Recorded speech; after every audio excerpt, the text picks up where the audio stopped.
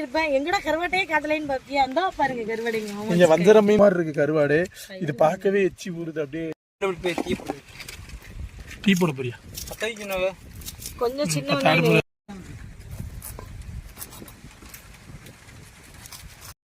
கருவாட்டை கழுவிக்கலாம்.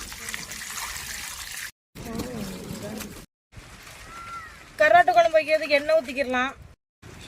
கடுகு, அதுக்கப்புறம் வெட்டி வச்ச சின்ன வெங்காயம் எல்லாம் வதங்கிருச்சு. தக்காளி போட்டுக்கிறோம். தக்காளி வெங்காயம் மீன் வீட்டு மசாலா போட்டு நல்லா அதையும் போட்டு எண்ணெயிலே வதக்கி